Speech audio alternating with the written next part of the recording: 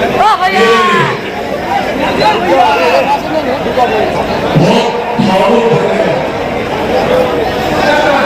तक जब भी हाजीपुर आया, मेरे नेता, मेरे पिता आदरणीय रामविलास पासवान जी के नामांकन के लिए आया। आज तक जब भी कभी अपने नामांकन के लिए गया तो मेरे नेता, मेरे पिता आदरणीय रामविलास पासवान जी हमेशा मेरे साथ रहे। हमेशा उन्होंने मजबूती से मेरा हाथ पकड़कर वो मेरा नामांकन कराने डीएम के ऑफिस लेकर जाते थे। पिछली बार भी जब जमुई से मैं नामांकन भर रहा था, वो तस्वीरें आज भी दिमाग में पहुंचती है। उनका स्वास्थ्य बहुत ठीक नहीं था, पर उसके बावजूद कलेक्टर ऑफिस तक चलकर जितना रास्ता था वो पूरा रास्ता चलकर गया। डॉक्टर ने उनको हिदायत दी थी कि बहुत उनको पैदल नहीं चलना है स्वास्थ्य की वजह से, पर उसके बावजूद बिना कुछ सोचे मेरा हाथ पकड़े और हाथ पकड़ कर हमको नामांकन कराने लेके गए। आज जिंदगी में पहली बार जब मेरे नेता, मेरे पिता के बिना आज नामांकन कर रहा हूं।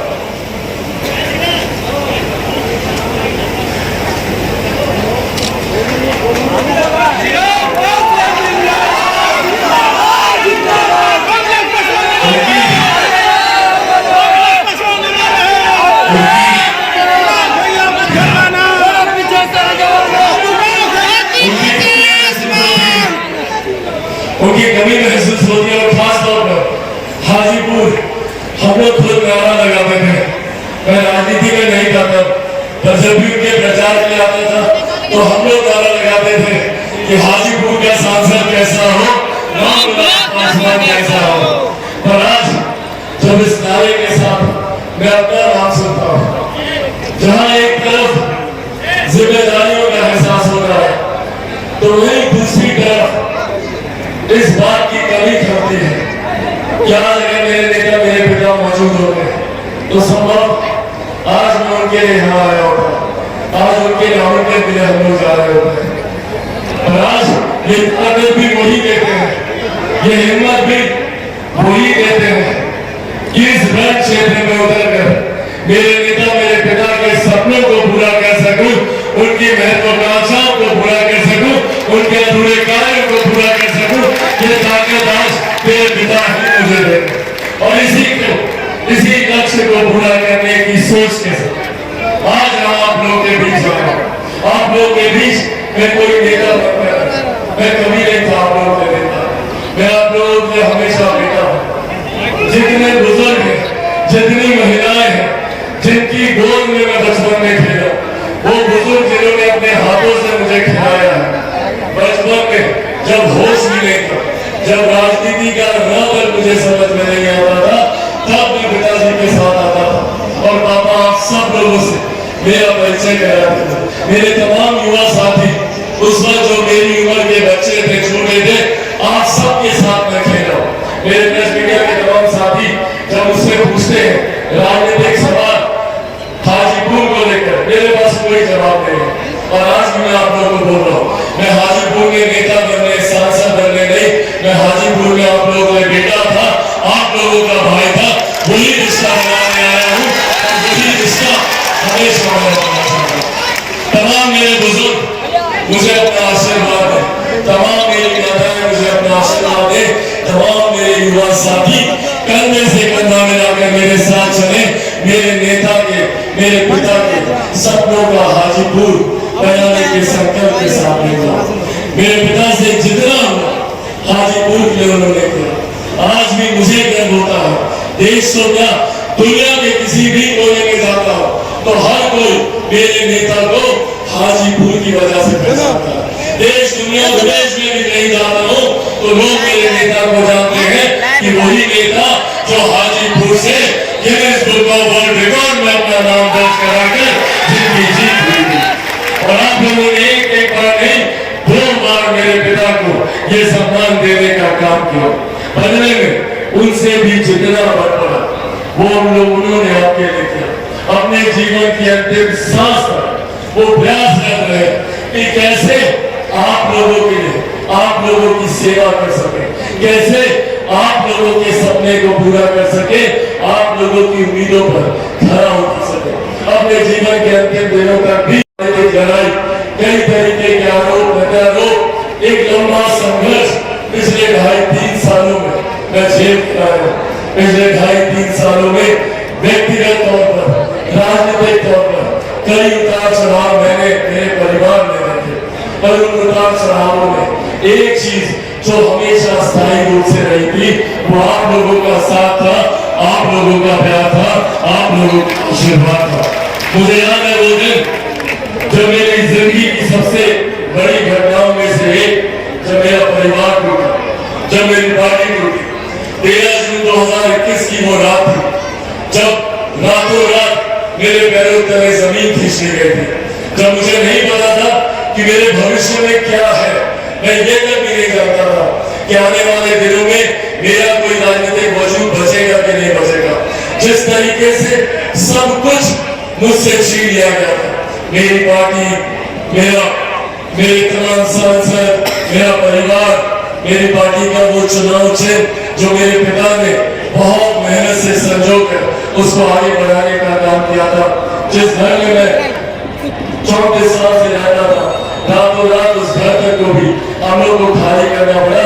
ये तमाम परिस्थितियों से जूझते हुए उसके बाद जब मैं पटना सबसे पहली बार आया तो सीधा यहाँ हाजीपुर आया, और उसके बाद जिस तरीके से आप लोगों ने मुझे करना शुरुआत किया, ना मुझे पिता की कमी महसूस हो रही थी, ना मुझे मेरे परिवार की कमी आप लोगों में महसूस हो रही थी। ये वो रिश्ता है आप लोगों के साथ, ये वही रिश्ता है जो आप लोगों ने मेरे नेता, मेरे पिता आदरणीय रामविलास पासवान जी के साथ भी बनाया था। और आज जब आप लोगों के बीच आया हूं, मैं ज्यादा कुछ आप लोगों से नहीं कहूंगा, मैं बस इतना आग्रह करूंगा, अगर आप लोगों को मुझ में विश्वास करता है, अगर आप लोगों को मुझ में मेरे नेता, मेरे पिता आदरणीय रामविलास पासवान जी की छवि दिखाई देती है, अगर आपको लगता है कि मैं उन्हीं का अंश हूं, उन्हीं के संस्कार है मुझ में, और उन्हीं की तरह अगर मैं आप लोगों की सेवा कर सकता हूं तो दिल खोलकर मुझे अपना प्यार, अपना आशीर्वाद दीजिएगा। मैं आप लोगों से रखता हूं। साथियों, आज जब हम लोग नामांकन के सभा में मौजूद हैं, देश में लोकसभा के चुनाव हो रहे, और ये लोकसभा में 2 चरण के चुनाव हो चुके हैं, और इन दोनों चरण के चुनाव में एक बात स्पष्ट है कि मौजूदा प्रधानमंत्री जी 4 जून के बाद तीसरी बार देश के प्रधानमंत्री बनने जा रहे हैं। इसमें कहीं कोई संदेह नहीं है, इसमें कहीं कोई शंका नहीं है, और जरूरी है सर, हमारे प्रधानमंत्री जी का तीसरी बार देश का प्रधानमंत्री बनना जरूरी है। जरूरी है जिस तरीके से पिछले 10 सालों में हमारे प्रधानमंत्री जी ने देश की अर्थव्यवस्था को मजबूत करने का काम किया। पहली बार देश में कोई एक ऐसे प्रधानमंत्री आए जिन्होंने 2047 तक भारत को विकसित देश बनाने का लक्ष्य रखा। पहली बार कोई प्रधानमंत्री ने जमीनी स्तर पर कार्य करना शुरू किया भारत को विकसित देश बनाने को लेकर। आज से 1 दशक पहले हमने से कोई नहीं जानता था कि भारत की अर्थव्यवस्था कौन से पायदान पर है, पर आज हम लोग को गर्व होता है कि दुनिया में भारत की अर्थव्यवस्था 5वें नंबर पर है। ये सम्मान देने का काम हमारे प्रधानमंत्री जी ने किया। कुछ लोग कहेंगे अर्थव्यवस्था अर्थशास्त्रियों का विषय है, हमें, पर साथियों, जब एक देश की अर्थव्यवस्था मजबूत होती है तो हर राज्य का राजस्व बढ़ता है। जब राज्य का राजस्व बढ़ता है तो हम लोग के क्षेत्र का आर्थिक विकास होता है, और जब क्षेत्र का आर्थिक विकास होता है तो प्रति व्यक्ति आय में इजाफा होता है। हर गरीब व्यक्ति के हाथ में ज्यादा कमाई आती है। ये वो सोच है जो आने वाले दिनों में भारत को एक विकसित देश बनाने की दिशा में लेकर जाएगी। आज से पहले किसी प्रधानमंत्री ने महिलाओं के सम्मान की चिंता नहीं की, किसी प्रधानमंत्री ने महिलाओं के लिए शौचालय बनाने का काम नहीं किया। छोटी जरूरत पर कितनी बड़ी जरूरत है वो उस गांव में रहने वाली महिलाओं की, उनके लिए उज्ज्वला योजना थी। आज आयुष्मान कार्ड की वजह से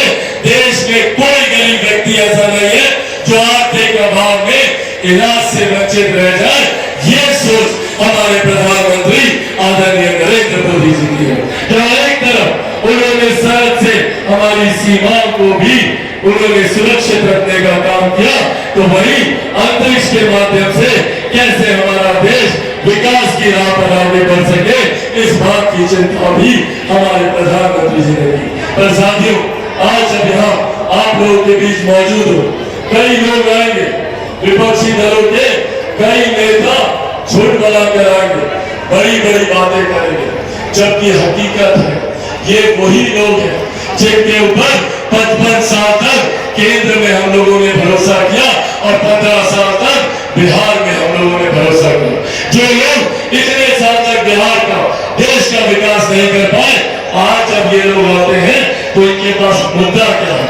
ये मुद्दा उठाएंगे कि हम लोग इनहेरिटेंस टैक्स लेकर आएंगे। क्या है ये? क्या है ये विरासत का टैक्स? ये एक ऐसा टैक्स है जो आपकी जमीन, आपकी संपत्ति, जो भी जेवर जायदाद आप लोगों ने इकट्ठे किए हैं, जो भी गरीब किसान ने छोटी जमीन को अर्जित करके रखा हुआ है, या एक गरीब मजदूर ने जो जमीन अपनी अर्जित कर रखी है, उसका 55% हिस्सा ये लोग आप लोगों से छीन लेंगे। इससे पहले भी कई लोग नौकरी के बदले में आप लोगों से जमीन छीन चुके हैं।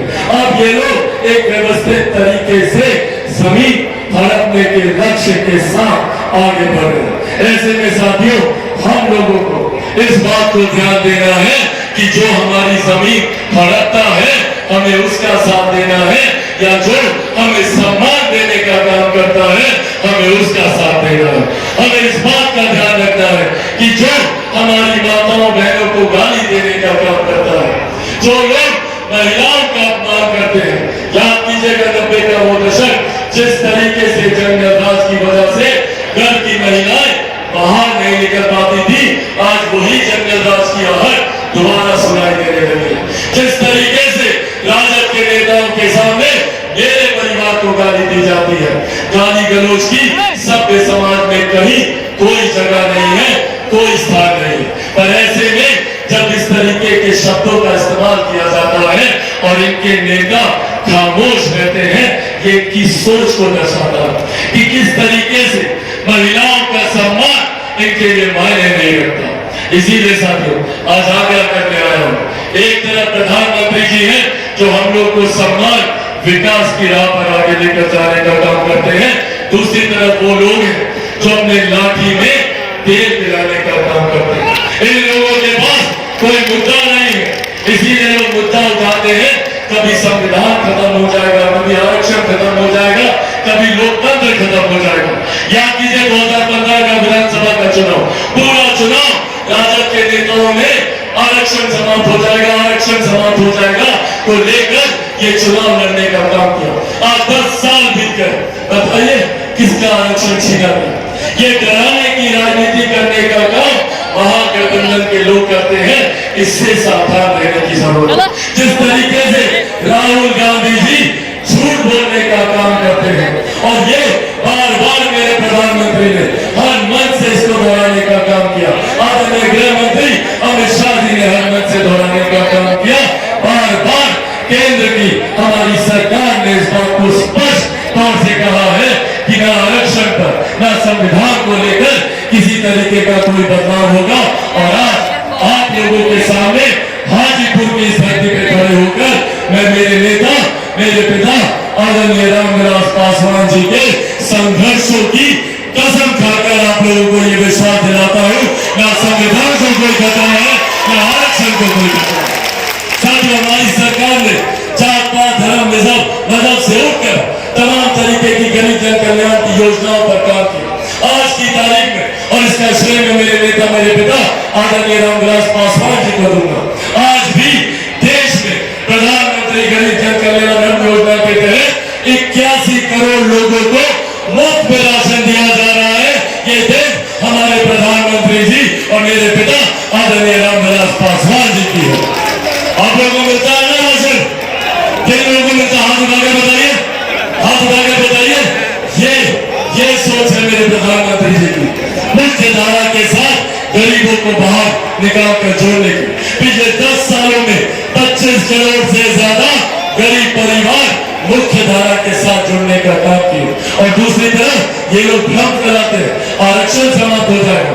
यहीं पर तेजस्वी यादव आकर चिराग पासवान के बारे में बोलकर जाते हैं कि चिराग पासवान कहते हैं कि जो संपन्न दलित है उनका आरक्षण छीन लेना चाहिए। झूठ बोलते हैं तेजस्वी यादव। मुझे दिखा दे कहीं का कोई बयान, मुझे दिखा दे एक जगह भी जहां पे चिराग पासवान ने ये बयान दिया हो, एक जगह भी नहीं दिखा। और अगर नहीं तो तेजस्वी यादव जी ये झूठ बोलना, झूठे बयान देना बंद कीजिए, नहीं तो मजबूरन हमको भी आपके ऊपर कार्रवाई करनी पड़ेगी। ये डर, ये भ्रम फैलाने का काम, ये डर, ये भ्रम फैलाने का काम जो लोग करते हैं, इन लोगों से साथियों हम लोगों को सावधान रहने की जरूरत है। मेरे नेता ने, मेरे प्रधानमंत्री ने किसी गरीब कल्याण की योजना में हिंदू मुस्लिम नहीं देखा, उन्होंने कहीं अगला पिछड़ा नहीं देखा। पर जो लोग जात पात धर्म मजहब की राजनीति करते हैं, जिनको सिर्फ जातीयता सांप्रदायिकता में बांटने का काम करते हैं, वही लोग इस तरीके के भ्रम फैलाते और तो यहाँ तक भी बोलते हैं कि ये बिहारी है और ये बहारी है। बताइए चिराग पासवान कहीं से बहारी हो सकता है क्या? बताइए चिराग पासवान बहारी हो सकता है क्या? ये मेरी मिट्टी है, ये मेरी जमीन है, इस जमीन में मेरे पिता का खून पसीना मिला हुआ, ये मेरी जमीन है। और जो लोग बोलते हैं कि भैया चिराग पासवान बहारी है, तो वो लोग कौन लोग हैं जो विदेश जाते हैं और टूरिस्ट बनकर यहाँ पर चुनाव लड़ने का काम करते हैं। आज बस आप लोगों से इतना आग्रह करूंगा कि जरूरी है विकास की राह से जुड़े रहे। जरूरी है कि जब हम